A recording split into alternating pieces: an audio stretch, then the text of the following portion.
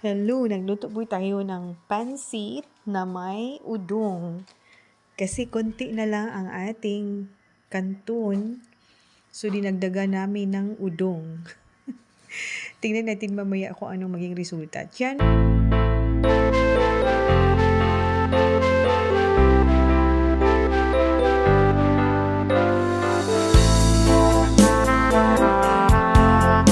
At yan may shrimps po tayo. At yan po ang ating ibang mga pangsaho. Yan po ang kanto natin, kunti na lang. So, ang available kasi sa kusina namin ay udong. So, yun ang ginamit naming pangdagdag. So, tingnan natin mamaya kung ano ang magiging resulta. At yan po.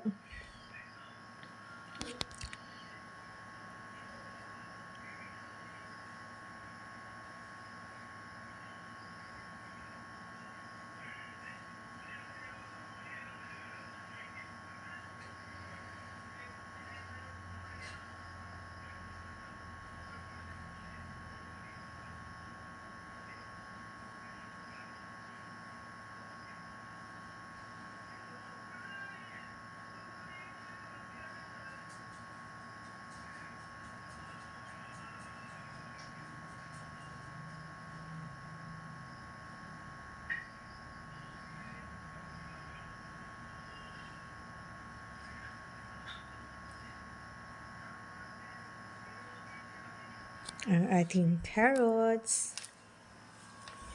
Pa-circle lang ang pagkat. Tapos ang ating cabbage.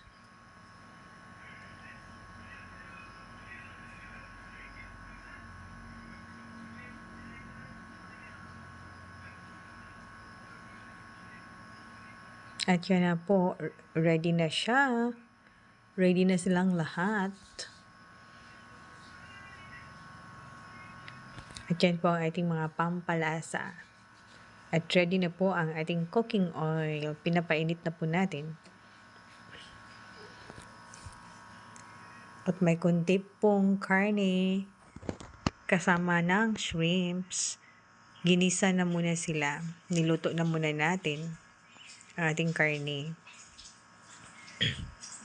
And then sinunod po natin ang ating shrimps.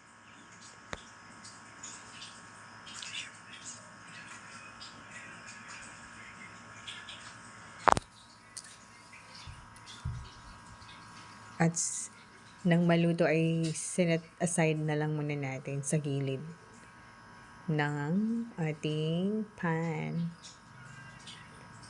At ginisa na rin ang ating mga ibang mga ricados. Sorry, ang ginamit ko po ay metal na ladle kasi wala po tayong kahoy na ladle na mahaba ang handle. So, sinabay na rin natin ang carrots kasi ayaw ng husband ko ng half-cook na carrots. Gusto niya ay luto. At yan, isinama na lahat sa pag-isa. Pati ang ating karne at ang ating shrimps.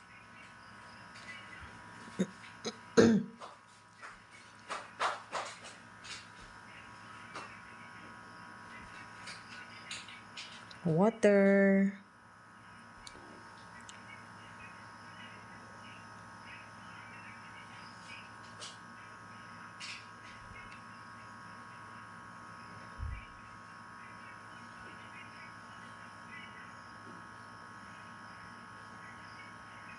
May soy sauce.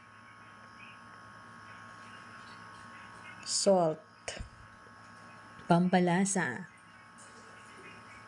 White pepper powder. And oyster sauce. Nilagyan ko ng 2 tablespoons na sugar kasi gusto ko ay matamis-tamis na saucy na pansit. At nilagay na po natin ang ating kanton.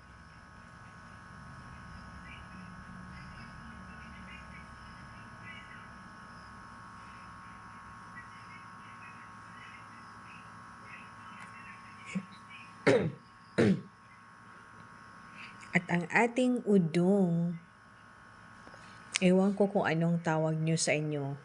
Sa amin kasi sa Bisaya is udong. At luto na. At inilagay pa natin ang ibang mga pangsahog, red bell pepper, at ang ating cabbage.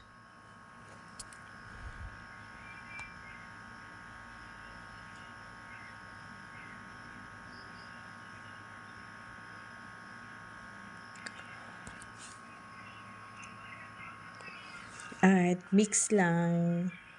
Minix-mix lang natin yan.